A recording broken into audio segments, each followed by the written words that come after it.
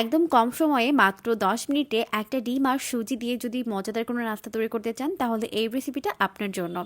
আসসালামু আলাইকুম everyone, welcome back to my channel cooking studio by Aorin. আজকে আপনাদেরকে সুজি আর একটি ডিম দিয়ে ভীষণ মজাদার একটি নাস্তা তৈরি করে দেখাবো, যেটা খেতে দুর্দান্ত মজার হয় আর তৈরি করার প্রসিজার খুবই ইজি। আশা করছি রেসিপিটি অনেক বেশি ভালো লাগবে। নাস্তা তৈরি করার জন্য প্রথমে একটি বোলের মধ্যে একটা ডিম ভেঙে নিব। এরপর এখন এর মধ্যে অ্যাড করে দিচ্ছি 1/4 কাপ পরিমাণ চিনি আর দিয়ে দিব 1/4 টিস্পুন পরিমাণ লবণ। এখন প্রথমে একটি হ্যান্ড হুইস্কের সাহায্যে সবকিছুকে একত্রে ভালো করে মিশিয়ে নিতে হবে আর এটাকে এইভাবে ততক্ষণ পর্যন্ত বিট করে নিব যতক্ষণ না পর্যন্ত চিনিগুলো খুব ভালোভাবে গলে মিশে যায়। ততক্ষণ পর্যন্ত এভাবে এটাকে বিট করে নিতে হবে। বিট করতে করতে একটা পর্যায়ে দেখা যাবে চিনিগুলো খুব ভালোভাবে গলে মিশে গেছে আর ডিমের কালারটা অনেকটা লাইট হয়ে এসেছে। এই পর্যায়ের মধ্যে অ্যাড করে দিতে হবে সুজি। তো আমি এখানে প্রথমে 1 কাপ পরিমাণ সুজি দিয়ে দিব। সুজি দেওয়ার পর এখন এটাকে হ্যান্ড হুইস্কের সাহায্যে খুব ভালো করে মিশিয়ে নিতে হবে। তো একটু সময় নিয়ে খুব ভালো করে এটাকে মিশিয়ে নিচ্ছে।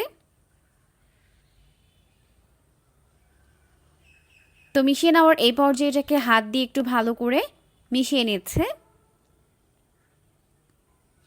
তো হাত দিয়ে ভালো করে মেখে এটাকে একটি সাইডে রেখে দিব প্রায় 10 মিনিটের জন্য। আর এই 10 মিনিটের মধ্যে দেখা যাবে মিশ্রণটি খুব ভালোভাবে সেট হয়ে গেছে।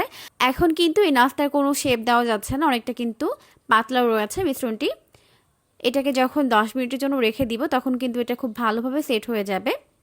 তো এখন এটাকে রেখে দিচ্ছি প্রায় 10 মিনিটের জন্য।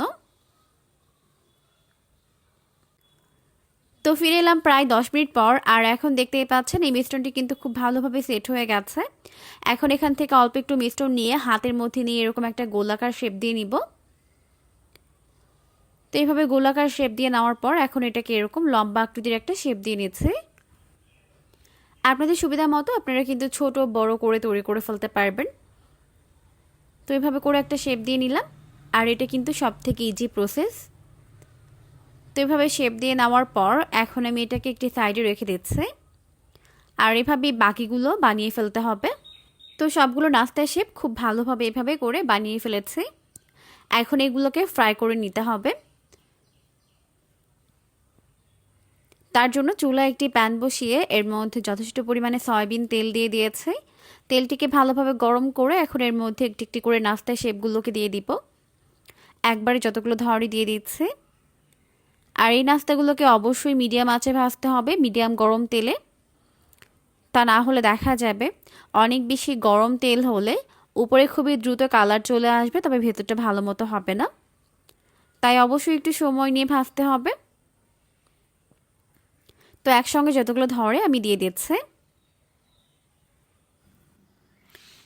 এরপর প্রথমে মিডিয়াম আঁচে এগুলোকে ভেজে নিতে হবে। এতে করে দেখা যাবে ভেতরে এবং বাইরে খুব ভালোভাবে কালার চলে আসবে আর ভালোভাবে কুকড হতে পারবে। তো এখন উল্টে পাল্টে দুটো সাইড এরকম গোল্ডেন ব্রাউন করে ভেজে নিচ্ছে। তো দুটো সাইড খুব ভালো করে এইভাবে ভেজে নেওয়ার পর দেখতেই পাচ্ছেন সুন্দর একটা কালার চলে এসেছে। এখন চুলার আঁচটিকে বাড়িয়ে দিয়ে উল্টে পাল্টে গোল্ডেন ব্রাউন করে ভেজে নিতে হবে। তো এই পর্যায়ে চুলার আঁচটিকে বাড়িয়ে দিয়ে এগুলোকে ভেজে নিচ্ছে। তো উল্টে পাল্টে খুব ভালো করে ফ্রাই করে নেওয়ার পর যখন দেখা যাবে এর মধ্যে সুন্দর একটা কালার চলে এসেছে দুইটা সাইডে, তখন এইগুলোকে ভালোভাবে তেল ঝরিয়ে তেল থেকে উঠিয়ে নিতে হবে। এখন এইগুলোকে ভালোভাবে তেল ঝরিয়ে তেল থেকে উঠিয়ে নিচ্ছে। তেল থেকে উঠিয়ে নাস্তাগুলোকে একটি প্লেটের মধ্যে উঠিয়ে নিচ্ছে। আর দেখতেই পাচ্ছেন খুবই সুন্দর একটা কালার কিন্তু চলে এসেছে। এখন এগুলোকে আমি একটি প্লেটের মধ্যে উঠিয়ে নিচ্ছে। এই নাস্তাগুলো আপনারা কিন্তু চা বসিয়ে দিয়ে ঝটপট বানিয়ে ফেলতে পারবেন, খেতে দুর্দান্ত মজার হয়। আর তৈরি করার প্রসেস তো খুবই ইজি, খুব সহজে যে কেউ বানিয়ে ফেলতে পারবেন। আশা করছি রেসিপিটি ভালো লেগেছে। ভালো লাগলে অবশ্যই বাসায় ট্রাই করবেন। পরবর্তী ভিডিও দেখার আমন্ত্রণ জানিয়ে আজকের মতো এখানেই বিদায় নিচ্ছি। সবাই অনেক অনেক বেশি ভালো থাকবেন। আল্লাহ হাফেজ।